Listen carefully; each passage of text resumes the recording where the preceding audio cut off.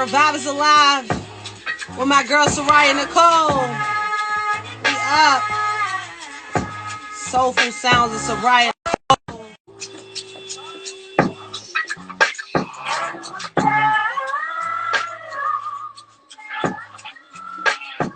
What's up, Seraiah? Let's get into it. Let's talk to the people. Yeah. What's up with you? What's up with you? Tap in. Share the live. Tell everybody what we about to do.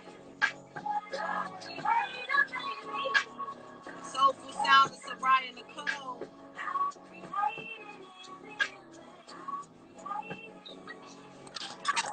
There you go. Hey. I'm about to go share the live real quick so more people tap in.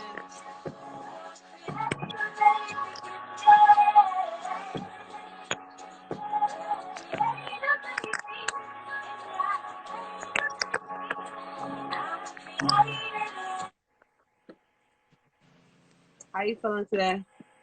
I feel awesome. How are you? I'm good. All right, so I just went ahead and shared it so we get more people in there. Yo, I've been listening to this ever since you sent it.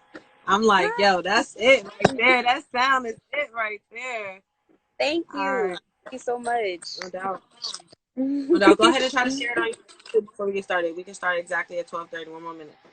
Sure thing. I'm gonna play the song again. What's up, everybody? About to do this interview. It's gonna be a good song. Yes.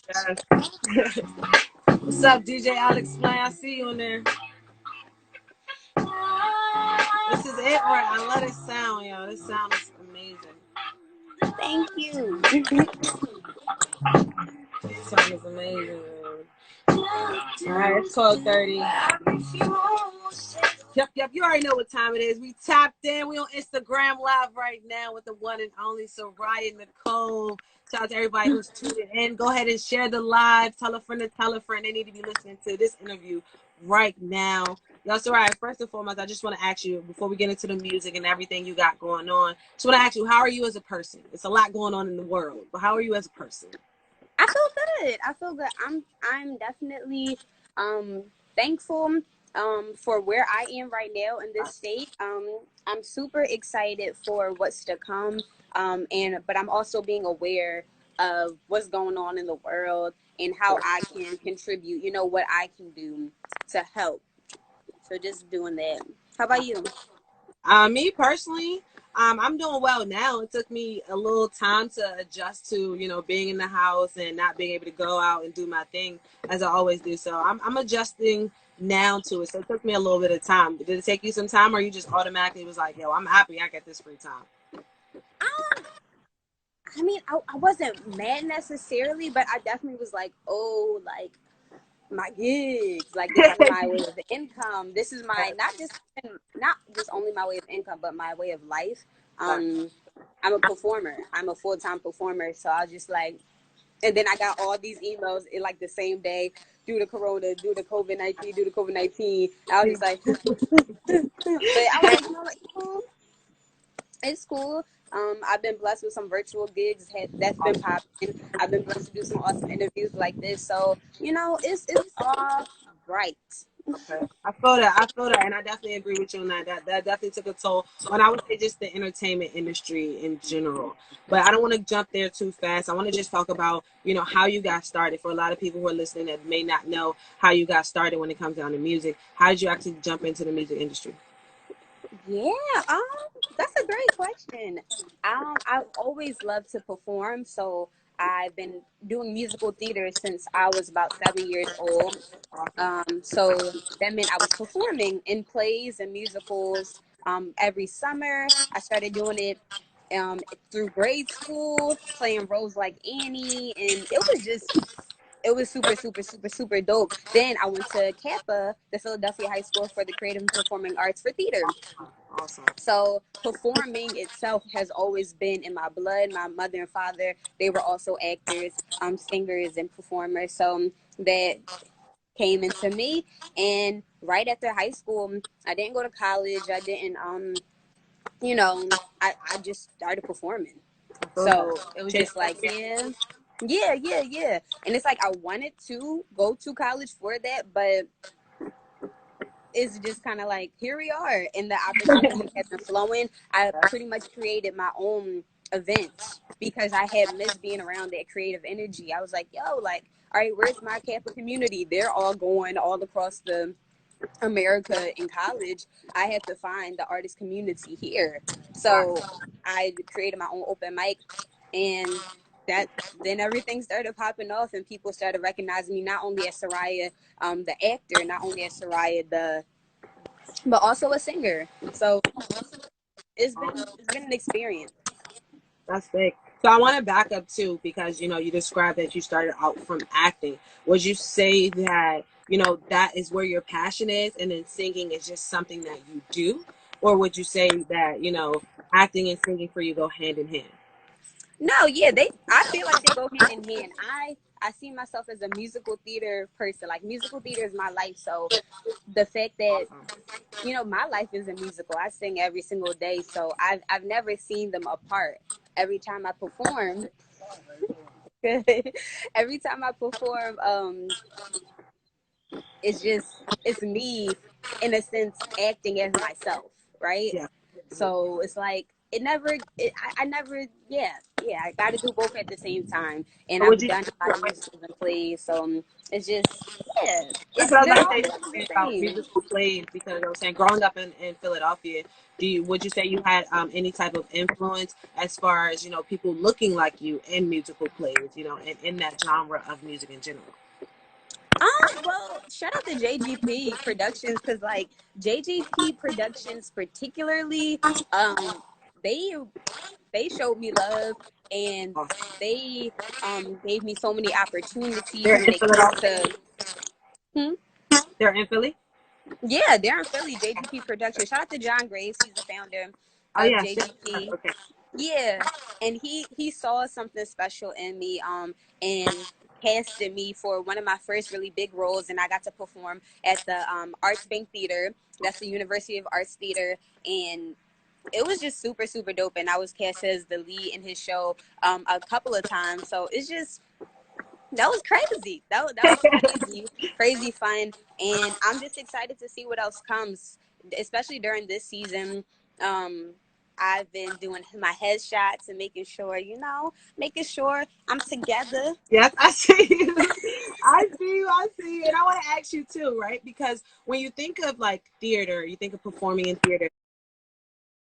It's like a very high standard level of performing. People It take is. that to a whole nother level versus hip hop. With hip hop, you can be creative, you can do your thing, you can be yourself. Not saying you can't be yourself in theater, but you really tap into another different level. So, would you ever say that, or just talk to me a little bit about the balance there? Of you being a performing artist as well as being a hip hop artist or R&B too.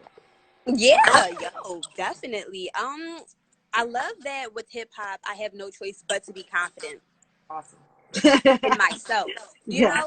It's a confidence type of genre. If you don't got the confidence, what's the point of doing it? Yeah. So I gotta come correct every single time. And what I love about acting is that, let's say I'm not really feeling good that day. Let's say I'm irked. Because I'm an actor, I know how to tap into, what's up, everybody? My name's Seraiah Nicole. Da, da, da, da. Seriously though, and that's helped me be able to perform, to be my best self, right? I have played other roles where it wasn't like it wasn't me at all. And when you tap into other characters, man, it's like, it's really deep. It's like not just playing a role, but you have to spiritually like tune out of yourself to find this other person. Like, it's really really deep. And I had to play a emo, depressed goth girl who was cutting herself, and it took a toll on my life, yo. It took a toll, that doing that, playing that season took a toll on my life. And I was like, yo, like, I don't think I'm doing it no more. like roles like that, no thank you, because you have to become that person, and then you have to tap out, and that's not easy, just tapping out of a character. Like acting is something else, yo. Definitely. I agree with you on that. Thank you for being transparent and honest. Shout out to everybody who's tuning into the live. We appreciate y'all coming through and supporting. Continue to drop your comments, show your love and support. We appreciate that. I got a question for you though. So when it comes down to confidence, I would definitely say that is one thing that you bring with you every stage that you've been on, every stage. I definitely have seen you. You know, you've brought that confidence. Where did that come from? Was that always in you? Was that taught to you, or did you build that confidence throughout this journey? Well, that's a great question. Shout out to you the questions.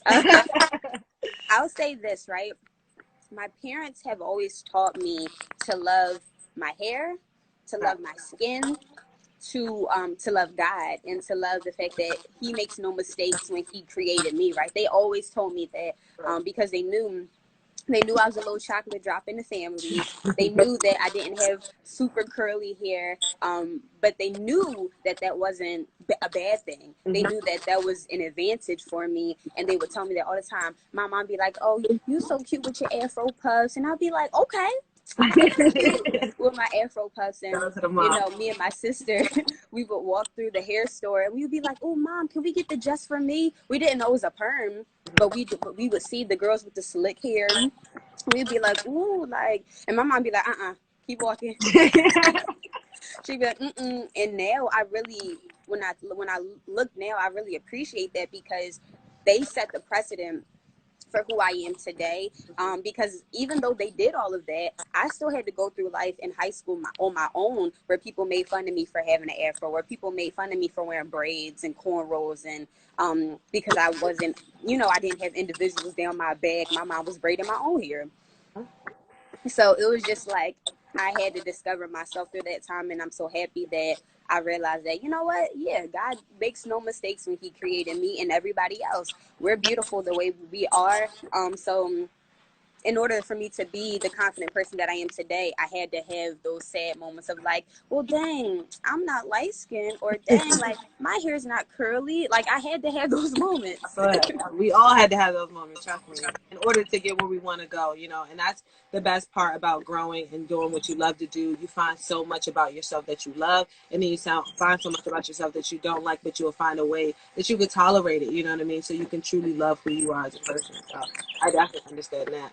And I want to talk to you about, you know, the music. Let's dive into it a little bit more. So you have put out projects before. You just sent me in the song that we were talking about. When it comes down to collaborating with different artists in the city of Philly, can you talk a little bit about collaboration projects you've worked on so far? Yeah, I've collaborated with some dope people when I think about it. Yes, you have. Yeah, like matter of fact, I'm gonna put their names in here while I'm talking about them. On my recent album that I'll be dropping, which is super super exciting, I've collaborated with D-Say Music. Awesome. D-Say is a Congolese artist from Philadelphia, and his voice is just beautiful. He also plays the guitar. That was an experience because not only did we sing together and write together, but he also produced, like me and him produced music Awesome. together on my album. So I super duper So you appreciate touched him. on every little pocket when it comes down to this project you're about to drop there. Oh yes. That's big. Yes. Well, yeah, thank God, because the way I write like on the spot. So like Sam right here, and I'm like, the bricks are against the wall, are against the wall, and that's just how I write. There's no beat though for that, right? It just comes. So I have to find that beat.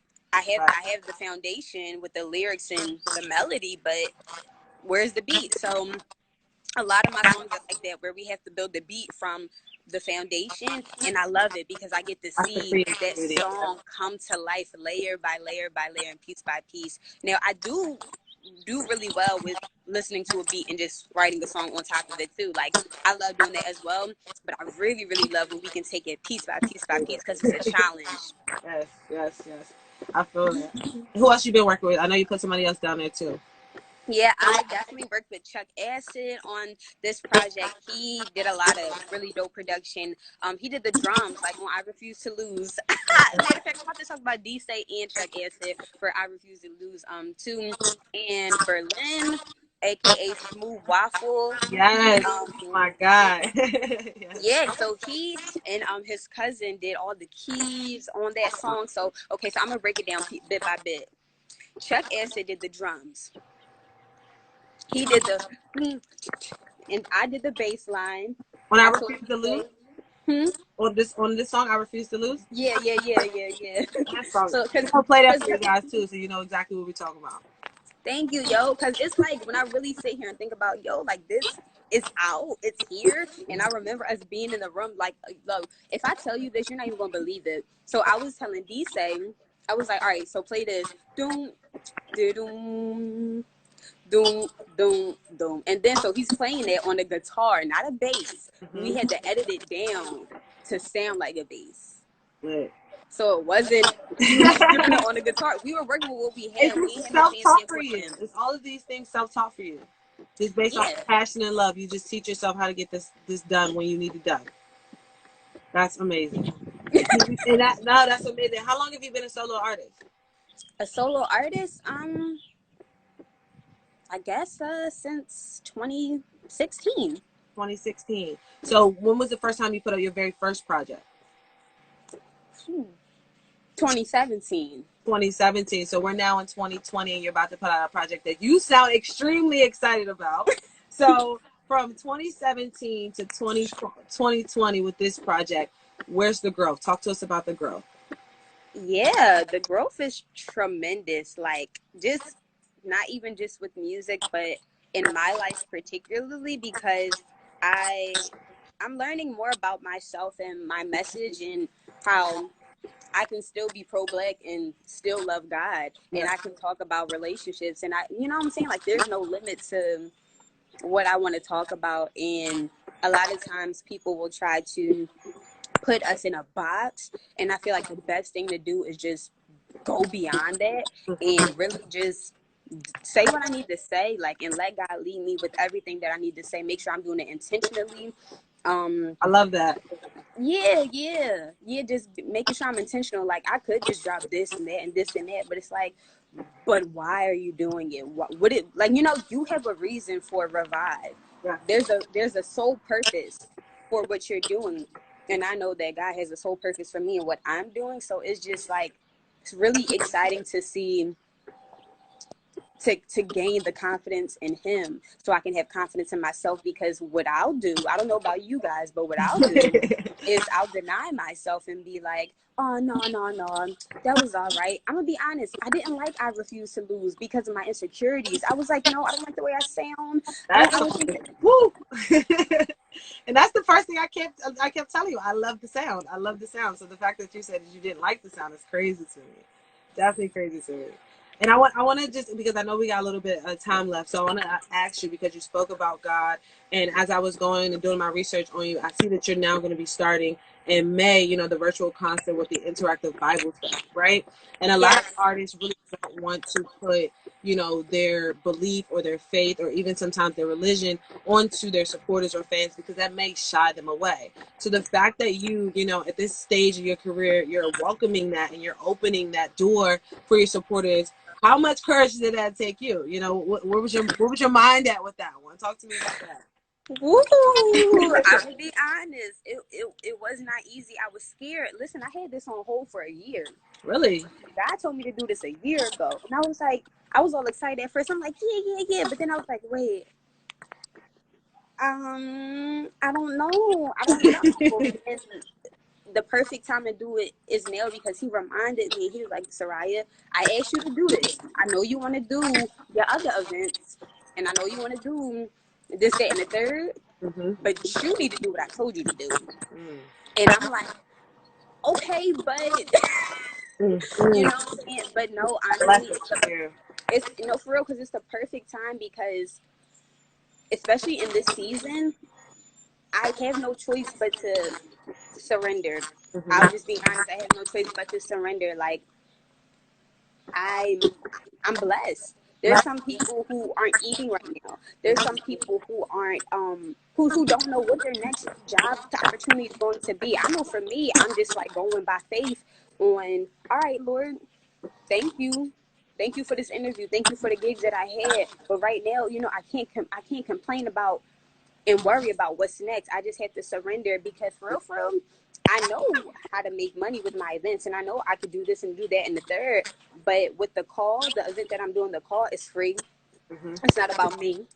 It's about uplifting God. It's about understanding that we all have a calling on our lives. It's about understanding that if we don't tap into the person who loves us the most, who created us and knows our beginning, middle, and end, we're going to be left in confusion for the rest of our lives. Agree. And everybody has their own opinion, right? Everybody has their own, you know, but I'm saying for me, this is my belief that at the end of the day, why you calling Jamil with the cute face and the light eyes to stand the third?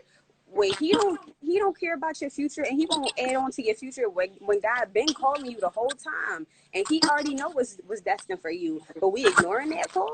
Exactly.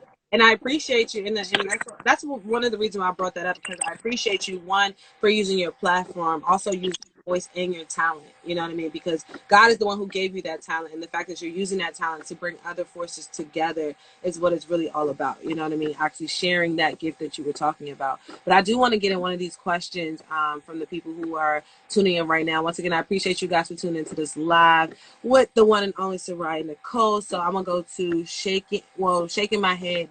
Millie said, any advice for young actors who want to become one?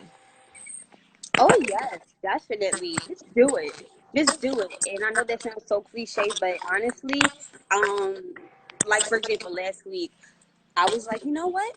I want to do another pageant. I did a pageant before, and I like won third place, and you know, it was weird, right? But I was like, you know what? I want to do another one. So instead of just being like, I want to do it, I went on Google. I searched up pageants. I looked up the requirements. I went into the details. I said, okay, this is what I need to do. Okay, there's the apply button, and I just applied. And honestly, it's about getting out of our own head and doing what we need to do. Okay, if you want to be an actress, go on actorsaccess.com. I'm gonna put that in here right now because I don't have no secrets. We need to help each other out. Share them resources, sis. Yeah. Resources. Okay. Listen, it's called Actors Access for a reason. Go to actorsaccess.com. Listen, I'll do your headshots. There's so many people. I can connect you with people who can do your headshots right now or right after this quarantine. And just DM me, and I'll connect you with people who are really soaring in the acting field right now, because that's something that I'm going to plan on getting back into. So Awesome. I hope that helps. Awesome. So when do you plan on dropping the project that you're working on right now for 2020? Honestly, I ain't been saying nothing, but I'm gonna do it in June. I'm going to do it in June. It's the perfect time to do it. Man, that's the 6 months of the year. Yes. You want some new sounds when it's time to get up out this house. So yes, I understand wholeheartedly. So how many tracks do you plan on having on this? Is it going to be an album or an EP? This is an album, sister. So how many tracks do you plan on having on this album? 9. All right, I like that. 6 and 9. I feel that. So we're going to go ahead and we're going to play I Refuse to Lose for the people right now. I want you to go ahead and introduce it. Tell the people, you know, what this song is about and why they should stay locked, and go ahead and listen to this single right now. What's up, everybody? Once again, it's your girl, Seraiah Nicole. This single right now is called I Refuse to Lose. It's available on all streaming platforms, and I hope it builds confidence and execution in your life. So let's get into it. I love the sound on this one. You can hear it good? Yeah. Awesome. Seraiah Nicole. I refuse to lose. Artist here in the city of Philadelphia, but trust me, she'll travel anywhere. Let's go.